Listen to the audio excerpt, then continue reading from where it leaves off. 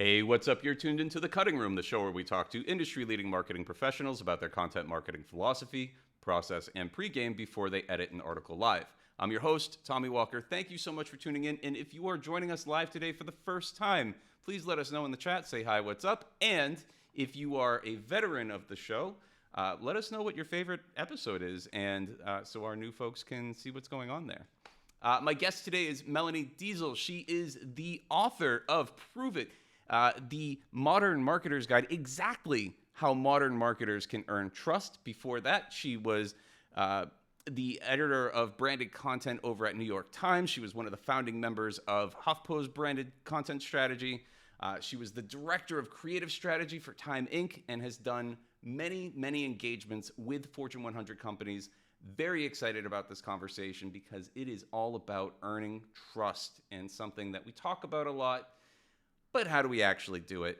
Before we get into the conversation, I would like to give our sponsor, aHrefs, a big shout out. They are promoting their aHrefs Webmaster Tools, which has two key components to it. One is the site audit feature, which will give you crawl 5,000 pages and give you over 100 technical features that might be holding you back in the search results. And the Site Explorer feature, which has the backlink and traffic data, gives you keywords that you're ranking for, the strength of the people who are linking to you, and a number of other things. So at the midway point, you'll get a little bit more on that, and it's a really cool tool. I love it so much. It was the first tool I ever bought. Without any further ado, Melanie, tell me, what is your content marketing philosophy, and how has it evolved over time? So psyched to be here. Love the aHrefs tools, by the way. Such a fun tool. Seriously, guys, check it out. So my philosophy, I think, is really strongly informed by my background as a journalist. I came to marketing from the world of journalism, and so a lot of the ways I look at content and content strategy come from that background. So one of the first things that I'm always looking at is how do we bring in sources?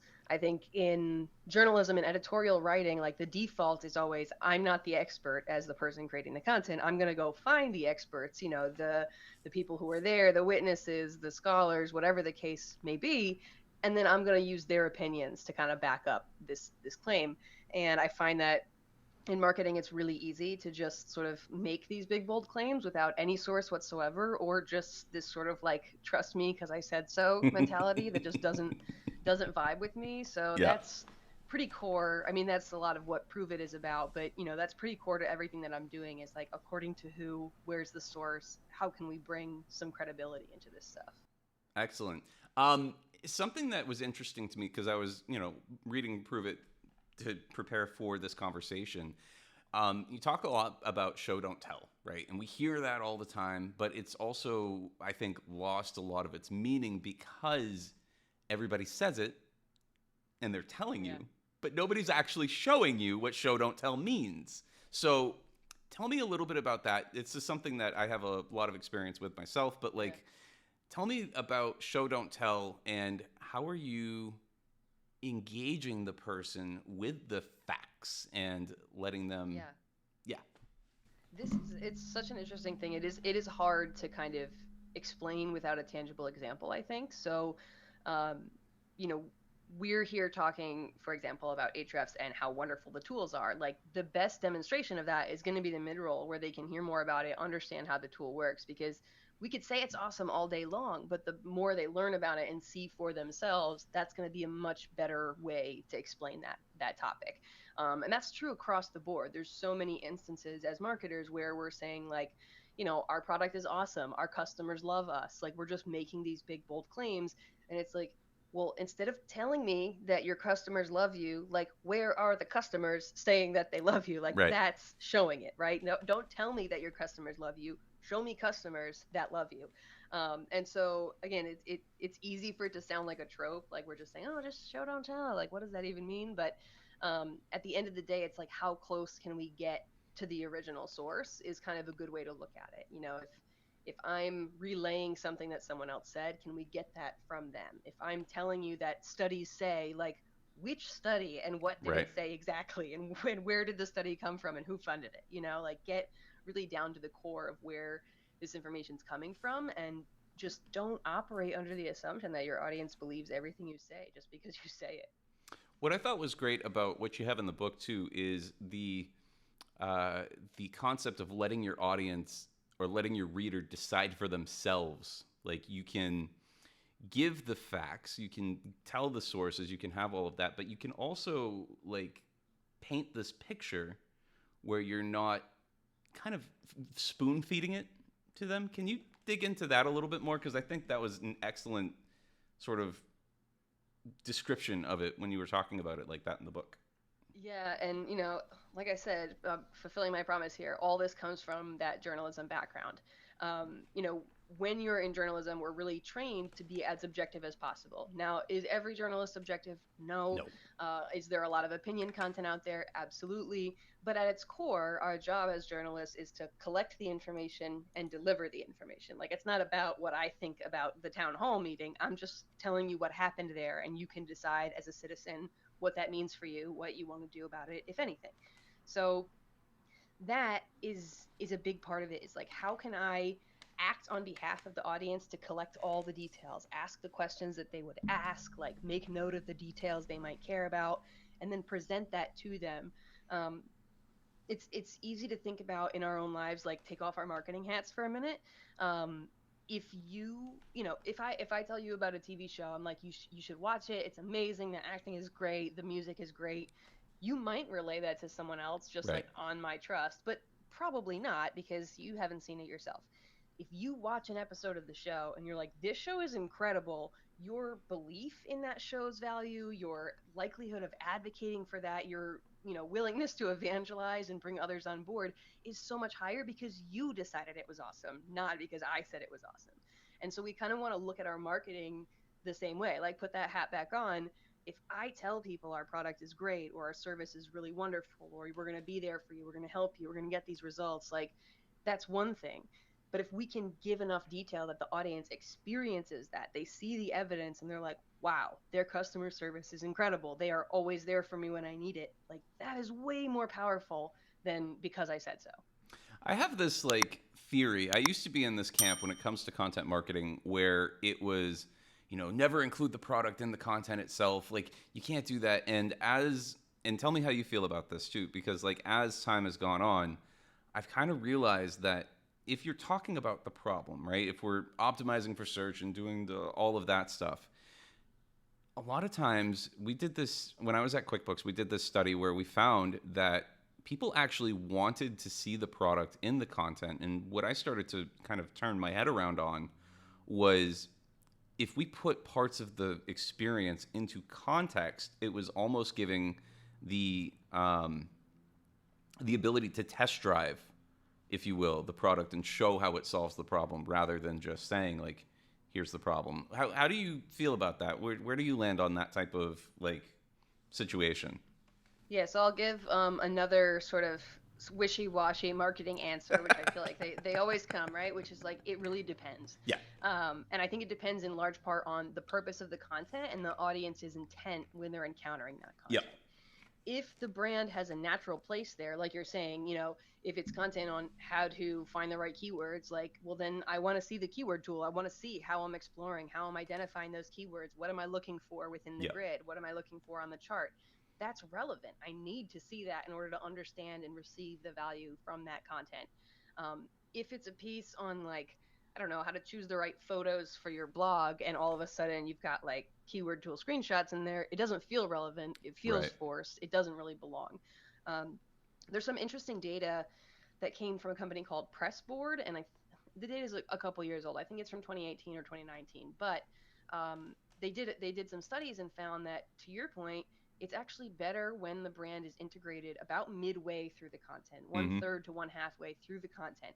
If it's right up front, it feels like they're getting pitch slapped and they're like, okay, this is just a sale. Like, I'm not going to get any value. I can't claim pitch slapped. I'm not the first person to say it, but I love it, and it like represents so well what's Yeah. happening when you throw the brand right up front. But if you wait too long and you throw the brand in at the end, then it feels like they've been deceived, right? They're Right. like, wait a second, hold on, where's this coming from? Like, I just engaged with all this, and now you're telling me it's sponsored. So putting it about halfway through, one third to one half through is the sweet spot. And their major caution was not in the first 100 words of a written piece. So kind of find that equivalent, like not in the first, maybe minute of your video, for example. Really just finding a way, where does it go naturally? Like, Yeah. at what point does it make sense? And I know that, like, where does it feel natural is not a real answer, but hopefully with Right. some data, it gets us closer to that. Well, no, I mean it comes down to execution, right? Like that's always what it comes down to. The it depends in that case comes down to execution, and a lot of what you talk about in your work in general is about that execution. So Yeah. what's the thought process? Like how do you get to that point where you're going? How do you develop that feel, I guess? Like cuz you have to develop a taste for this. Yeah. You ask really good questions. This is one of those things that I admittedly struggle to articulate because so much of it does come from the years I spent studying journalism, the education I got there, and the experience in writing pieces and working. So it's sometimes difficult for me to say why something does or doesn't feel right. Mhm. Um, I think some of the things you can look for, though, again, is it too soon or too late in the piece? That's one way. The degree of branding is another thing to look at. So, it's one thing to have a natural mention that says, like, you can use this tool, our tool, to do this if that's what you're interested in, versus just like a giant logo midway through. Like, that doesn't belong here. That's like, let's scale it back a little bit. You can look at frequency. So sometimes it starts to feel heavy if the brand is mentioned by name too many times, or, in a visual context, if the logo or product is appearing too many times. You can kind of scale back frequency. So there's a bunch of factors. Like in my head, what I see is almost like a series of tuners, right? And you're Mhm. kind of like scaling some of them up and down, right? If it only appears once, it's okay if it's a little heavier handed, but if it's showing up 6, 7, 8 times, like we probably want to make it a little bit more subtle. If it's early, we want to really minimize it because we don't want it to be. So it's like this. It's more of an art than a science, I think, Yep. and just sort of tuning all those available things. The frequency, the size or the degree of it, how soon it happens. All those things can play in, but I think there's other really subtle ways that are overlooked that oftentimes when you're creating this kind of content, the thought is it must be a picture of the product or our name brand and logo. Like that's all that counts. There are really interesting subtle ways that you can integrate a brand into the piece and make it feel really natural. So I always suggest every brand gets general sort of stock photos taken of their images. And when I say stock photos, I don't mean photos of your stock. I Right. mean stock image style pictures. So if you create a notebook, like you need a picture of somebody at a cafe doing homework and your notebook is on the table, Right. right? Or you need a picture of a bunch of school supplies and your notebook is part of it. Um, you kind of need those stock images. If you're a tool, I imagine you want people using a tool on a tablet, using it on a desktop, things like that. So you can illustrate your content with those subtle things where like we need a dominant image for this blog and it's Yep. about how to, check the traffic on your website. So it makes sense to have someone at a computer checking the traffic stats. Like it just happens to be our tool. Um, that kind of thing works really well. You can use color in really subtle ways. So I did a piece when I was at the New York Times for Orange is the New Black, the Mhm. show on Netflix. And a really subtle thing that like mattered a lot to the brand, probably didn't get a ton of notice by the audience, but made a really big difference was we looked for ways to bring the color orange into the piece where we might not normally. So if we had illustrations, it was like let's make it a little more orange, like it makes it feel a little more homey. Yep. We had the hyperlinks when you hovered over them, they turned orange instead of dark blue. Like little things like that kind of make it feel more holistic. Yeah, it's the minor details, and that reminds me of like a conversation. Are you familiar with Dr. Fia Deseto? Okay, Should I she's be? yes, she's Yeah, absolutely incredible. I'll send you her episode. But one of the things she yeah, talked about was very much along these lines, which was if we think about product placement in the terms of like film and television, there are different levels of this, right? Where one of them yeah, is just the products in the background, another one's like the product is I drive an Audi, like it's very much right there, front and center, and it's important and integral to the story. You know, Harold and Kumar go to White Castle was my example. She had a way more elegant example than that, but I would um, say Lego Movie. Like it's a yeah, full-length feature film that's just like, hello, this it's is about just our product. it's a big ad, yeah, and Yeah. and I thought that was brilliant, and that's really along the lines of what you're saying here. But I want to pull back for a second because a lot of our audience are content marketing leads. They're Hmm. right in the middle there of they've been doing all that stuff, middle management. where is the pushback? Because the boss wants one thing because they don't necessarily understand content so much, and you need to have that sort of editorial integrity. How do you balance that conversation?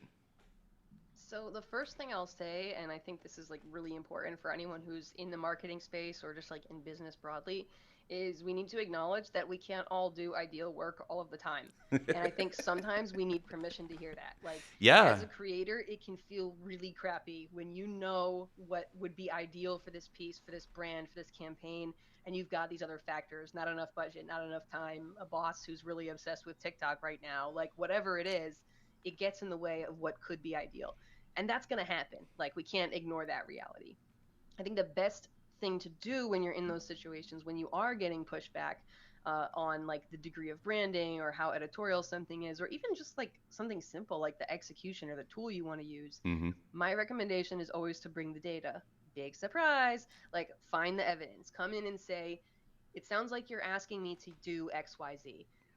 In my experience and based on this data here, it shows that we typically see a much lower conversion rate when we do that. Now, I'm willing to do that if you'd like to, but are you okay with us potentially having a negative impact on the conversion rate in doing that? So it's very like politically correct, like you're Yeah. not mouthing off to your boss. You're literally saying like, yes, 100% we can do that thing that you recommended. Professionally, in my experience, based on the data, here's the outcome we're likely to see. Are you still okay with that? Because it puts it in their mind to say like, is this an experiment I'm willing to take? Am I Mm-hmm. willing to go against what this data is telling me, what their professional gut is telling me? And it also gives you a little bit of like breathing room Yeah. so that if you do follow that order, you're not also getting the, well, why didn't it convert 3 weeks from now? And you're like, I tried to tell you, bro. Like, you know, you're like, I tried. I did say that would happen. Right. Well, I really appreciate that you're saying like sometimes like I have to give you permission to like Yeah. compromise a little bit, but also I think there's a lot of like trust building too with the boss there. That's like a lot bigger of a conversation, Yeah, yeah. but yeah, I mean it's about establishing your credibility and Well, setting expectations from the outset too. I think is the yeah. big one. Like one of the things I've said before in some of the companies I've worked with and I've tried to encourage other leads to do is like people know like I'm a chef, not a short order cook, right? And that whole idea of like that, some people are afraid to say that, but it's also like you got to build up your confidence to be able to have those conversations because Yeah, well, and yeah. it it also gives you the ability to point out the gaps between what Mm-hmm. those things are, which is like if you need me to be a short order cook, if you need us to have a shorter timeline, for example, if that's the key issue is how long it takes, like these are the resources and tools I need to create this same stuff at a faster pace, Right. right? You can kind of point out the gaps there. Um, I know we say this all the time, right? Like short, fast, good, and cheap. You can only have two. You can Yep. never have all three. But I feel like as soon as you get promoted to any sort of management position, sometimes you forget that axiom and you're like, expecting all three, right? Like Right. it falls out of your brain on the way up the ladder. But it's helpful to be able to point that stuff out exactly as you're saying. Manage expectations of like, here's what I can do.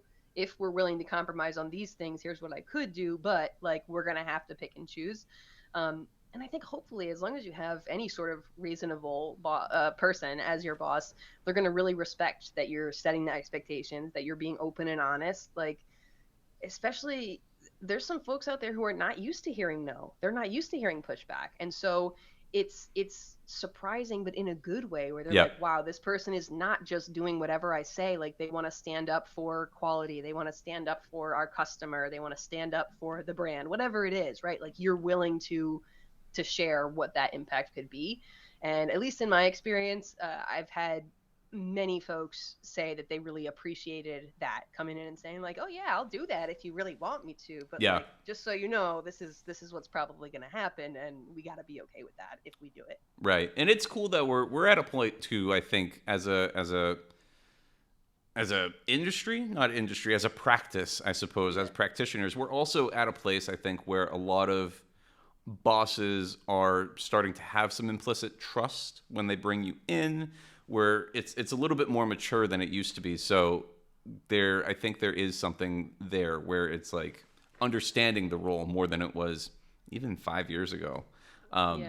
Well, I mean, remember the early days of this is like a not exactly the same, but the early days of social media. Mm-hmm. This was like what, like the early 2010s maybe, Yep. when you were like trying to convince desperately, like, here's why we need to have a Facebook page. Like, here's why people don't care what I had for lunch, like that thing that everyone said every time.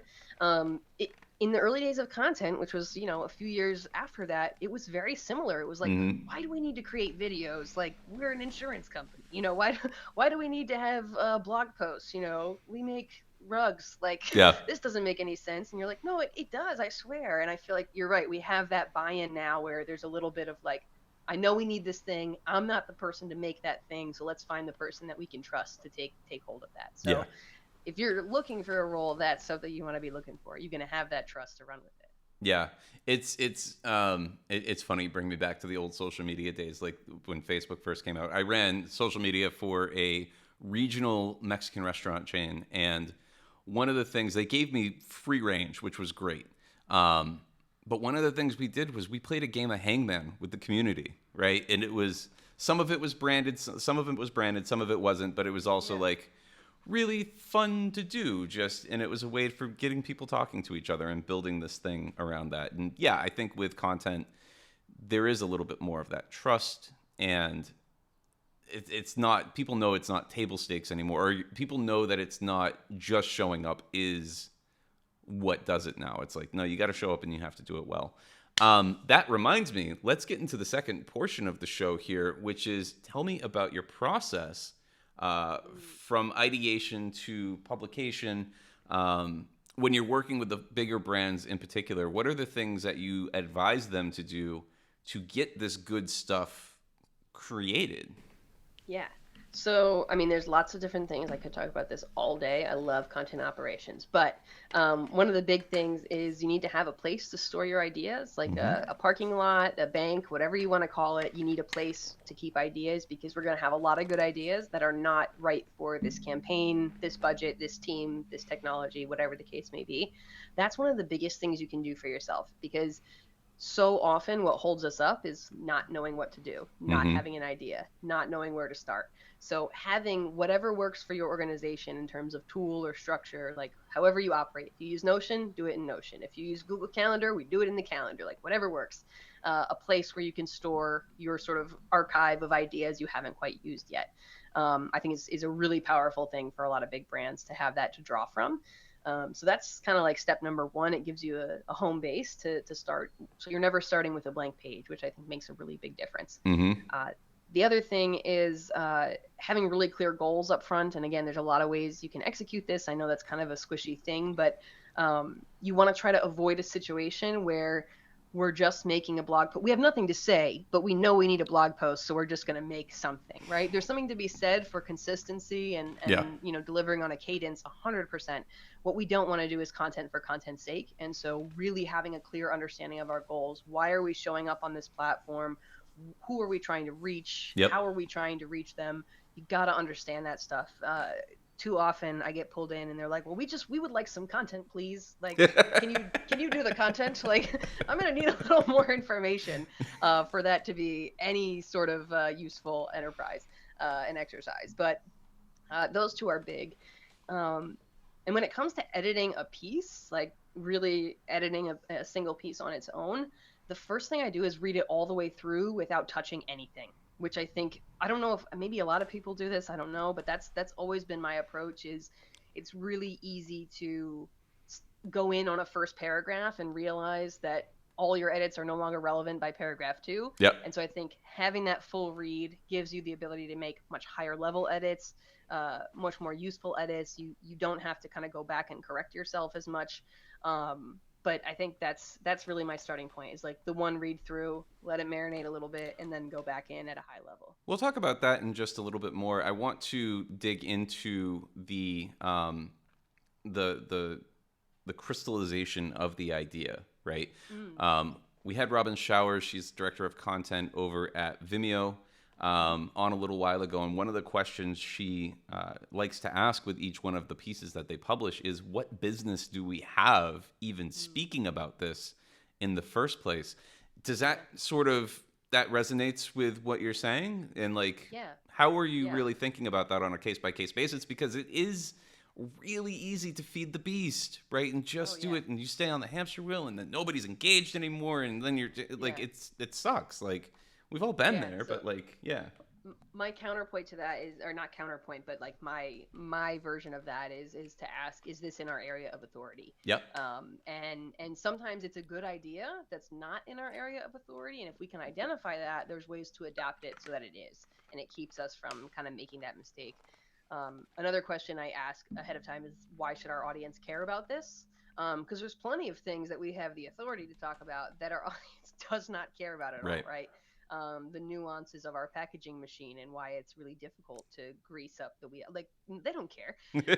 So that's good to keep at your core. Yeah. And again, that comes from a fantastic editor that I worked with, who used to ask us that for every story you pitched was, okay, well, why does our audience specifically care about this? Not anyone, but our audience. Why do they care about this? Yep. So you got to be able to answer that up front. I was just looking at a piece the other day, and it was about the AI, right, or automation in general. And one of the things, the author had sent it to me, but I was editing it just to edit the author, and the client that they had, they said, we want to go as broad as possible.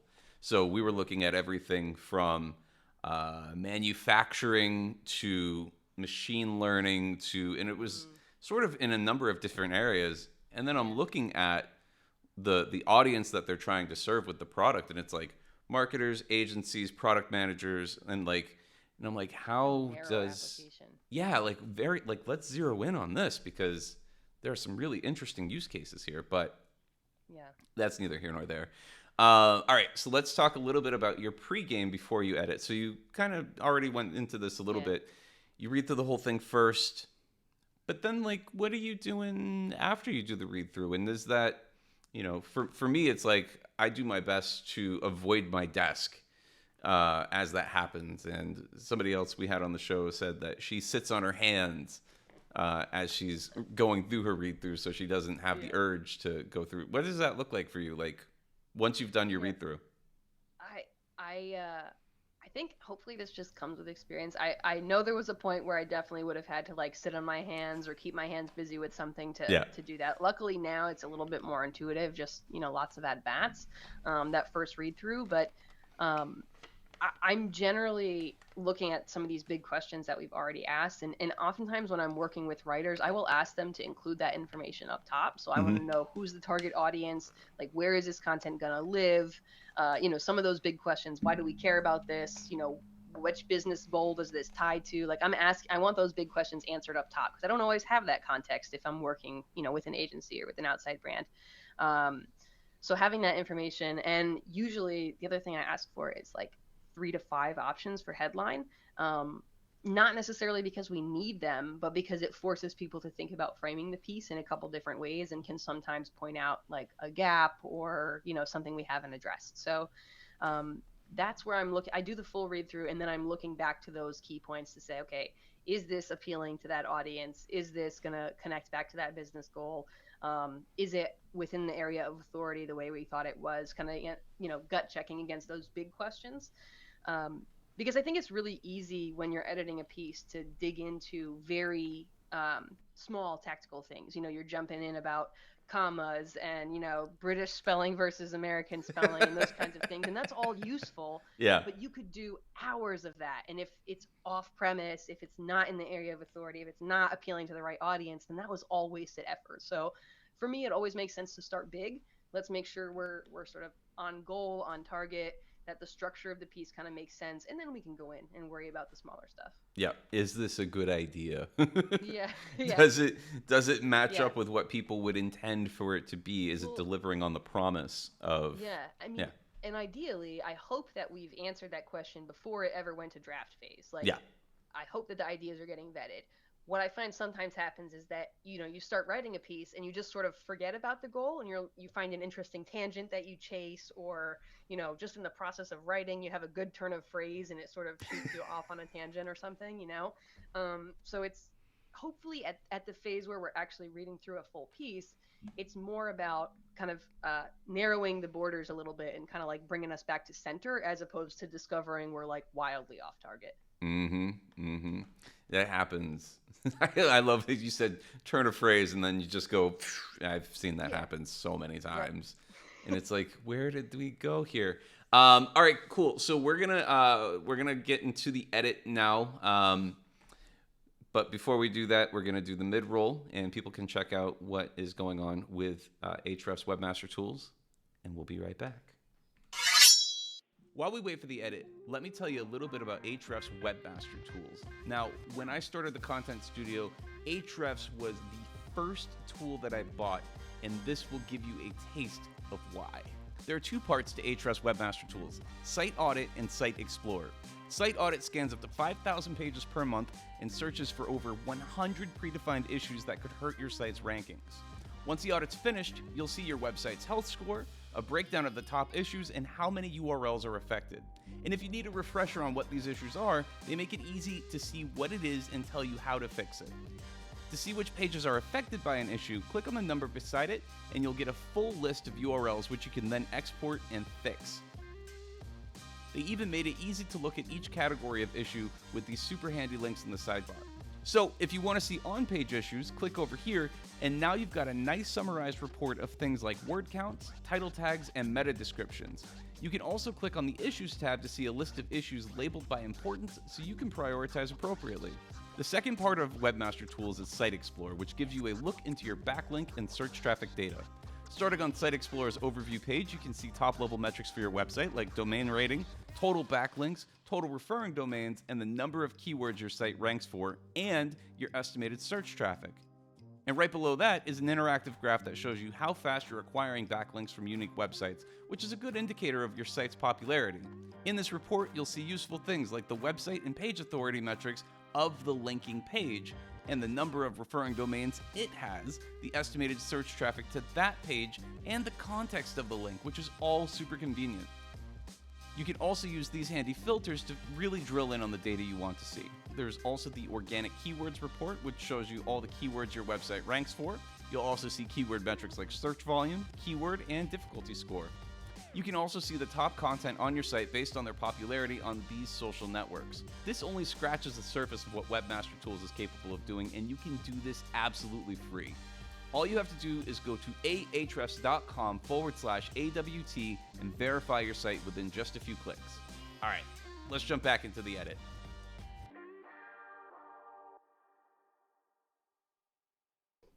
All right, and we're back. Thank you so much for watching that. Melanie, I want to get your first impression of the piece before we go in. Audience, you cannot see the title of this, but it is Did I Lose You Already? And if you want to check it out, you can also click on the link in the chat, and it will bring you directly to there. But yeah, title, Did I Lose You Already? Melanie, what was your first impression of the piece?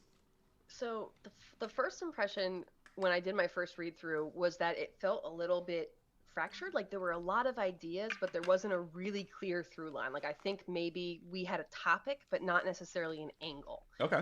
And that's a lot of my feedback was sort of like, let's bring this back to center a little bit. Like this feels a little tangenty, just trying to kind of prune some of the extra stuff out of there. But I liked the topic. I thought it was an interesting thing to kind of be talking about. I just kind of wanted to see it a little bit more focused. So that's, I think, as we go through it, a lot of my feedback is kind of in the interest of that. Cool. All right. So this is your first edit here. We all know it. I just went on a rant about this the other day. Tell me. My first edit was the first line is "we all know it," and I highlighted and said, "If we all know it, there's no need to say so. Let's jump right in." It's sort of the speaker equivalent is when we get on stage and say, "I'm happy to be here." It's like, would you get on and say you're miserable to be here? Like, let's just do this thing, Right. Right. What would you recommend? So like jump right into the content. Okay, that's easy to say, but what does that look like if we start looking at the core idea? Right? Where would you go with that? So, I mean, for those who are looking at it, I mean, the thing that comes after, we all know it, is attention spans have decreased over the last decades with the fragmentation of media. Like, you could just start there. Like, Yep. that very simple, like, just cut those words out and start there, and that's already going to be a better hook of, getting closer to the content. What I think we might want to do at some point is kind of pull in what it means for readers a little bit higher, right? Mm-hmm. Because if we just state it as a fact, like, attention spans are short, and you're like, cool, thanks for letting me know, like, what what does that do for marketing, right? So kind of bringing the stakes, the tension, the outcome, how it's relevant to us a little bit higher up would probably serve better. This is one of those areas where we had a Laura Weaver on from Writer not too long ago, and she said it's a water is wet statement. Mm-hmm. And what's interesting to me is we can say this is a perfect show don't tell opportunity too. I think is attention spans have decreased over the decades with fragmentation of media. Cool, but is your attention span, or you've already lost me, right? From the outset, you've already lost me, right? Which you might say that, right? Yeah. Or like, Yeah. something like a something with a chipmunk is something that's like coming to mind, or Yeah. you can illustrate that. The other thing is that this can be kind of a vanilla thing, right? Like, we all have the memory of a goldfish, the attention span of a goldfish. It can get a little bit kind of overdone, which is why I think bringing in those stakes is like, it's never been more difficult to get your audience's attention because the average attention span has dropped by X seconds, Right. Something like that. You're showing why it matters right up front.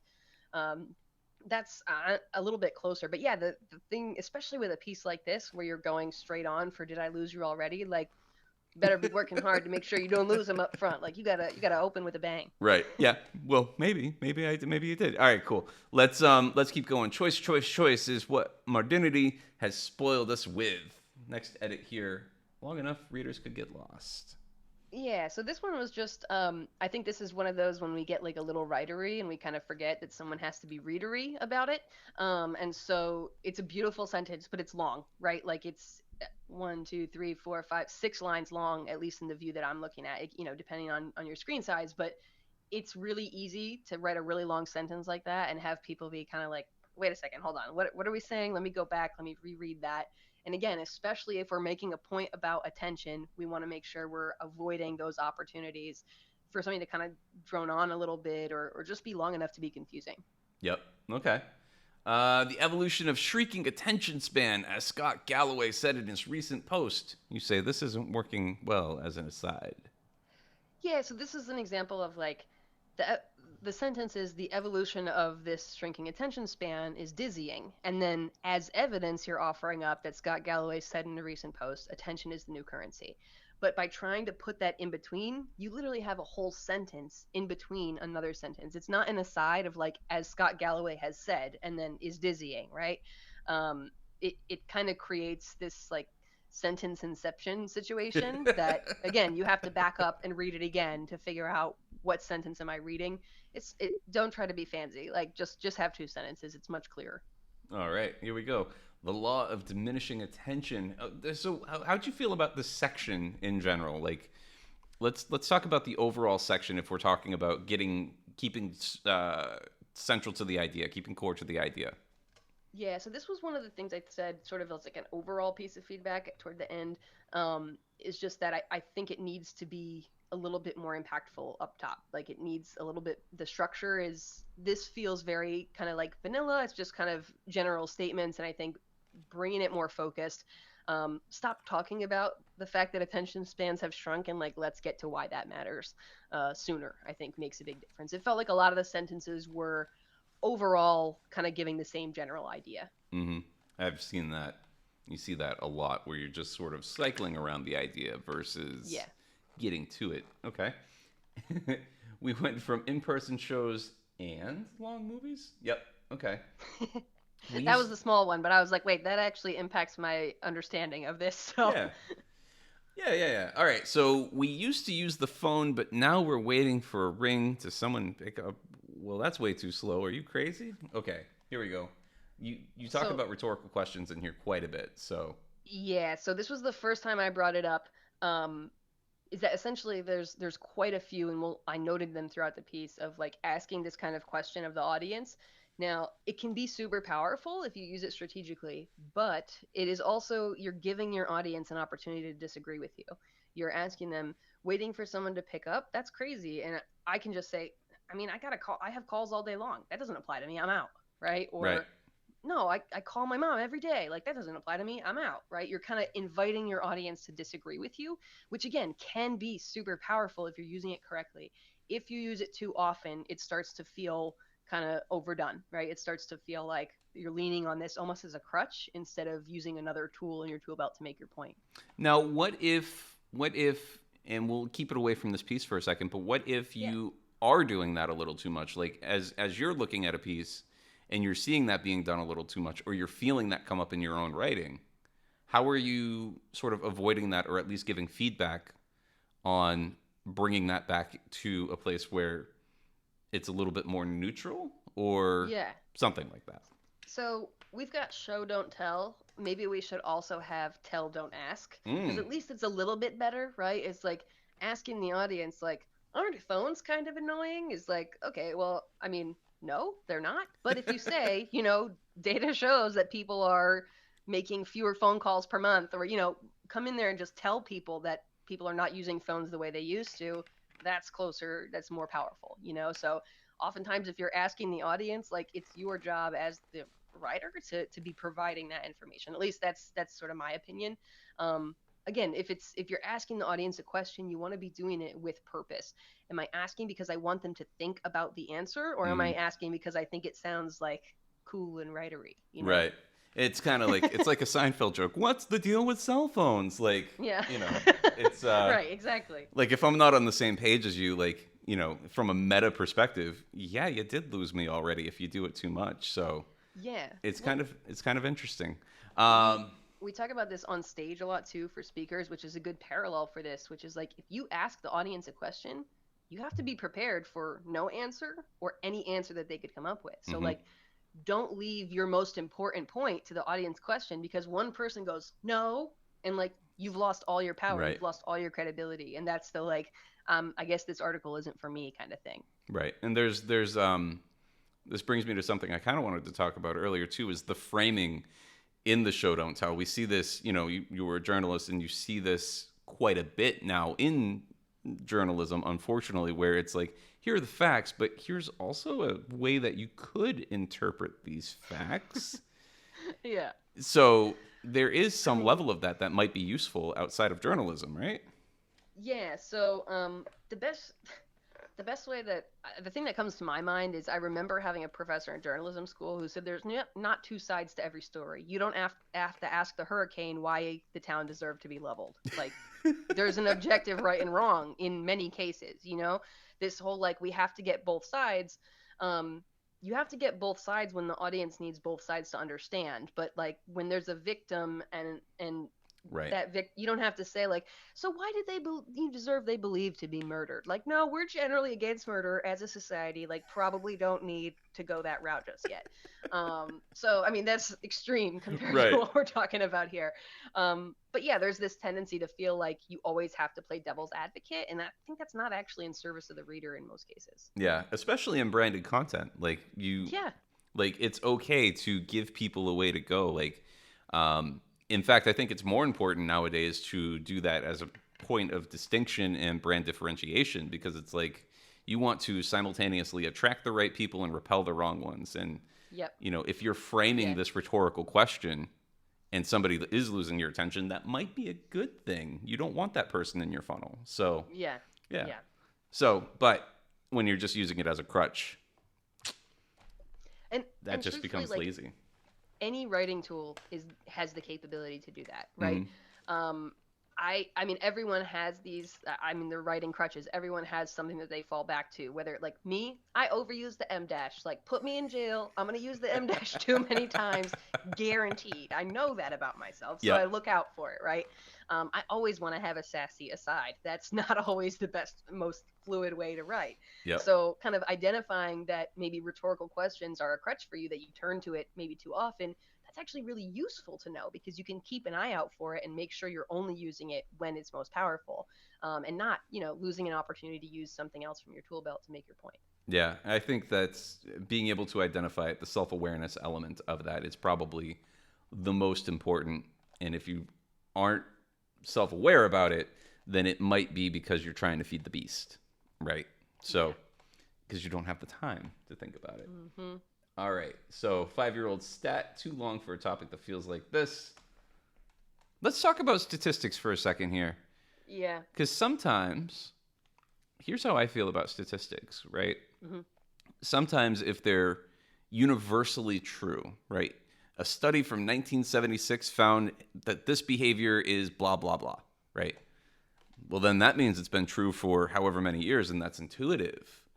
Right. But we've got something here that, an article in Inc. stated that more video content was being uploaded every 30 days than what major television networks. Talk about that a little bit more. So my thought here, and like, look, there's plenty of instances where you could use a stat that's several years old.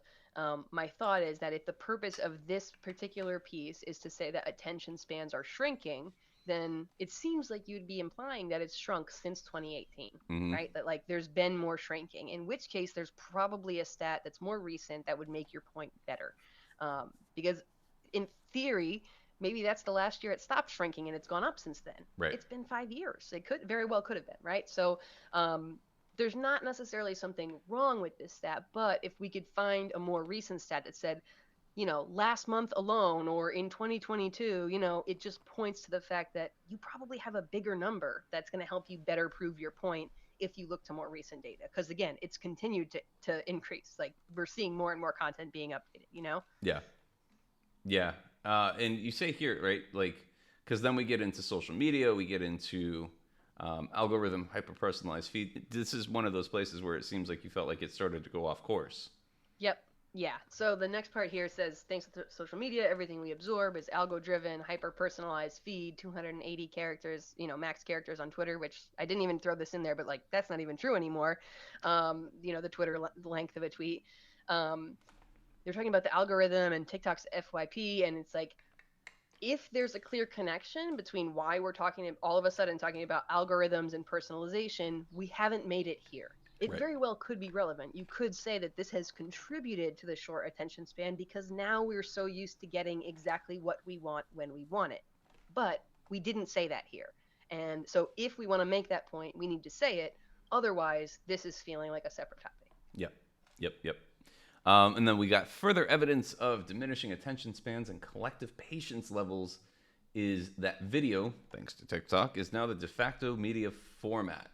All right. If this is true, it's not clear yet. How would you make that a little bit more clear? Because we talked in the pregame about clear over clever, right? Yeah. So, I mean, I think the issue I had here was more that the construction of it was to say that because of TikTok, video is now the de facto format, and that is evidence of our decreasing attention spans. Because Game of Thrones is video. Right. Those episodes were 2.5 hours long. Like the latest Marvel movie was probably 3.5. You know, so video in and of itself is not equal to short attention span. So to me, this was like just a logical gap that maybe needed to be filled. Again, in the edit, I'm not saying like get rid of this. I'm just saying if this is meant to contribute to this point, it hasn't been connected quite yet. It's just sort of there as an aside. Right.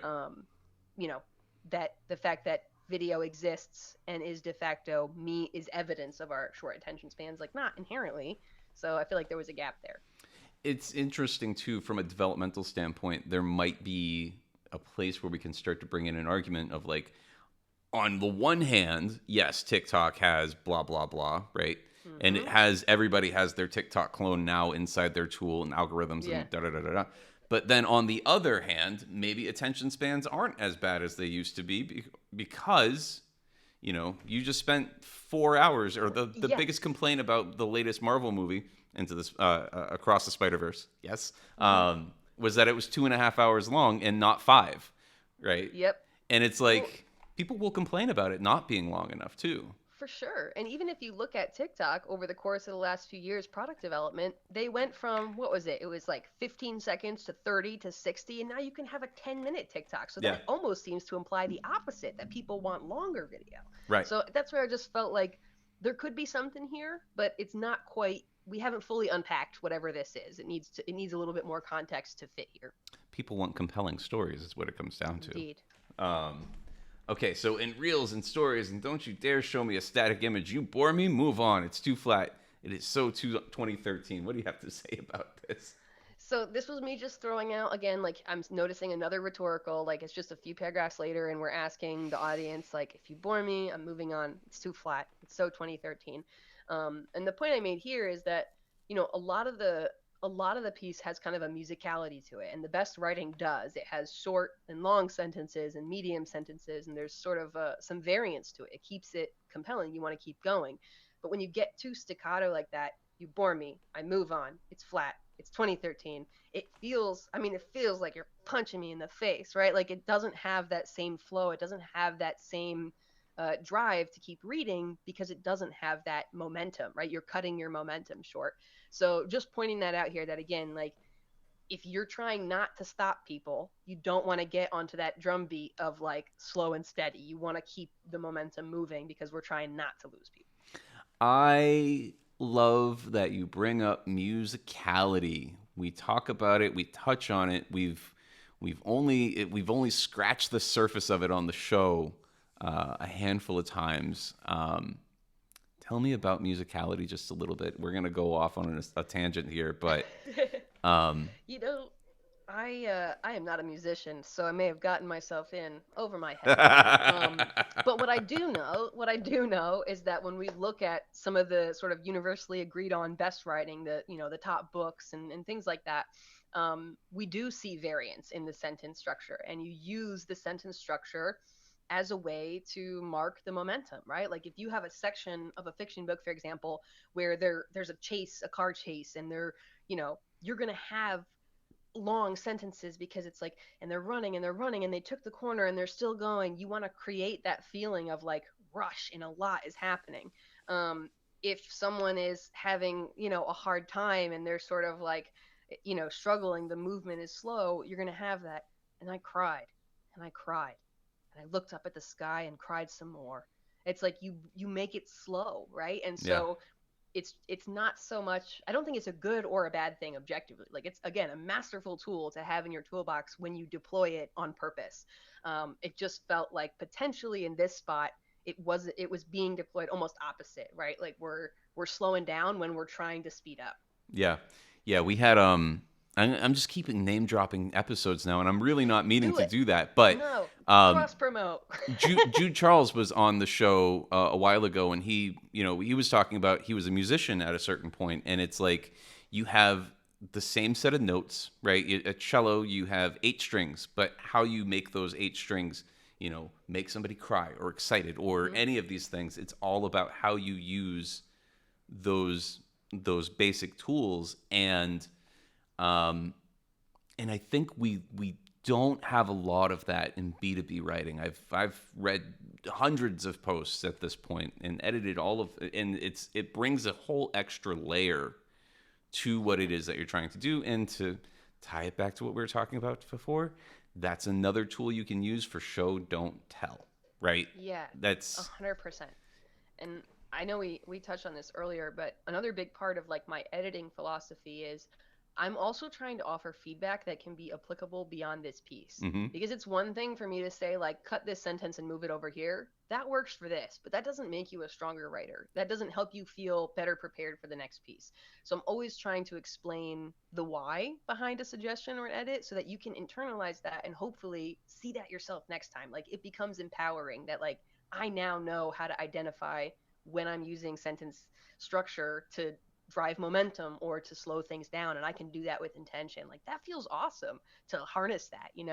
So I'm trying to always point out like this is an opportunity or this is something you could try with intention in a different way, because I also just think like it's vulnerable to write something and Yeah, then ask someone to give you feedback, like at any level of your career.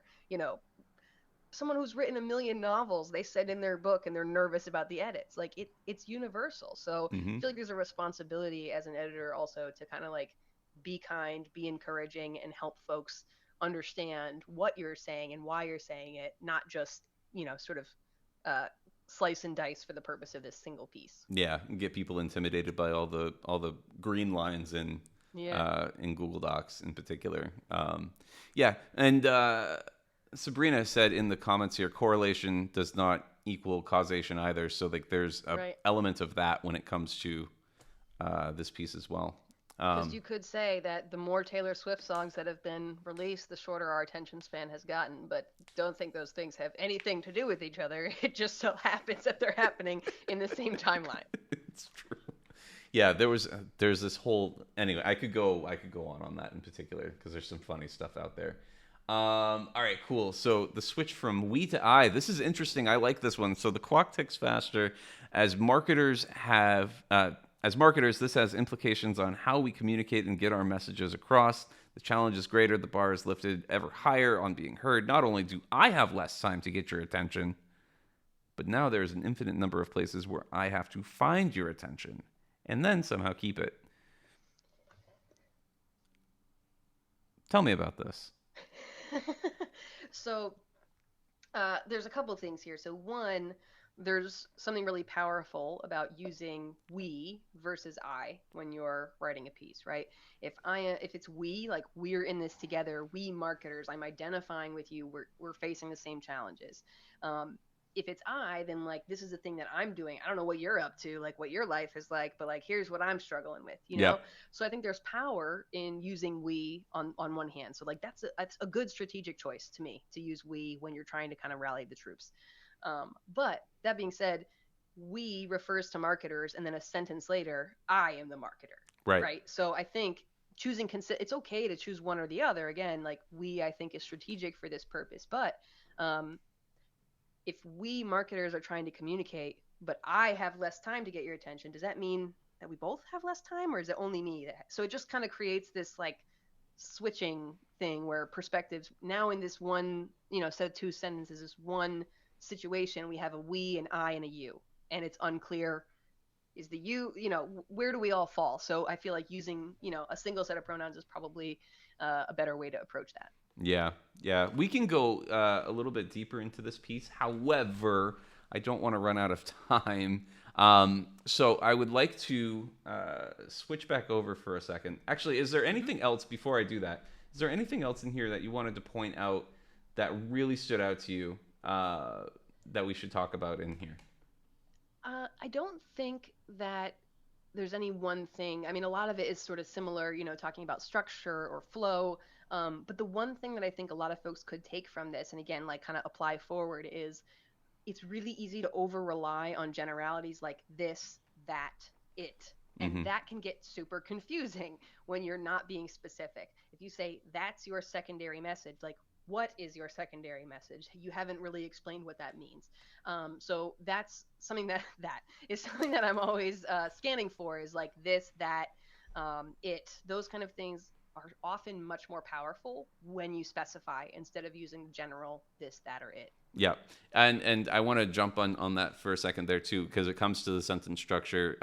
Oftentimes, when I make these types of edits, it will take an it that was somewhere in the middle of the sentence, and then getting more specific and bringing it to the beginning of the sentence, so anybody who's scanning it has a very clear understanding from the first words that are being shown up there, like what are we talking about as we go through this piece. So like that's something that I try to look at when I look at a piece. Now you got me self-conscious about it. It happens. Cool. Well, we have a couple minutes left here.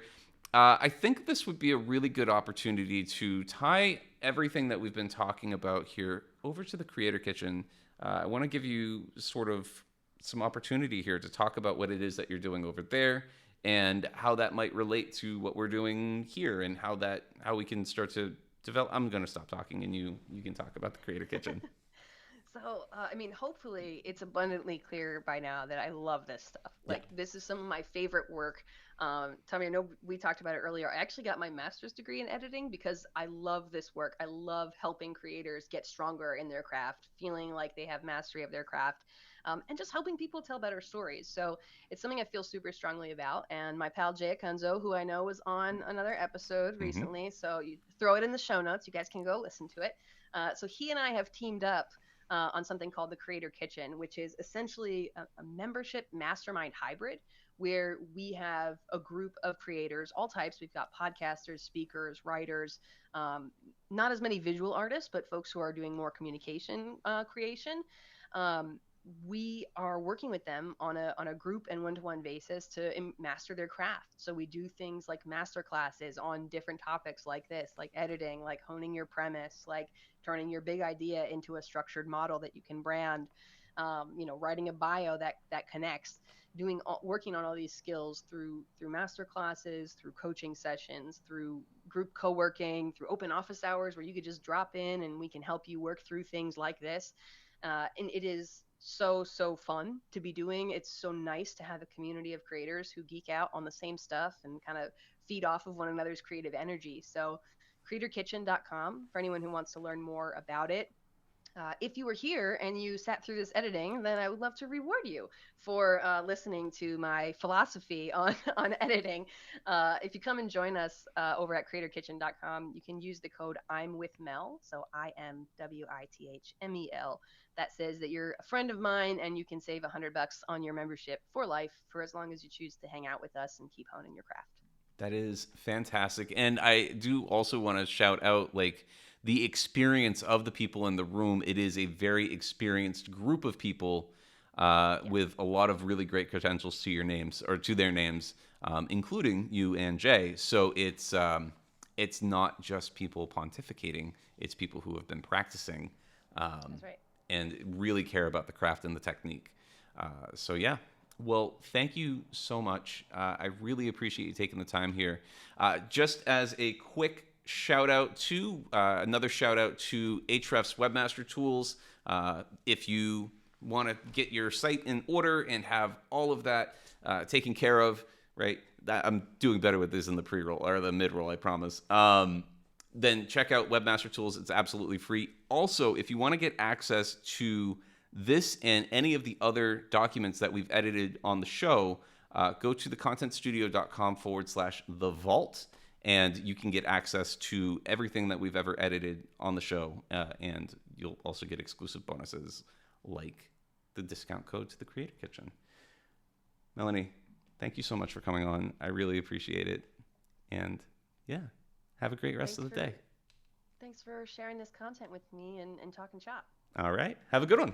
Thanks so much for watching. If you liked that episode, please leave a comment and a like down below. And if you want to be notified about future episodes, please go to thecontentstudio.com/the cutting room. Enter your email address. You'll also get replays and other exclusive bonuses. Thanks again, and we'll see you in the next one.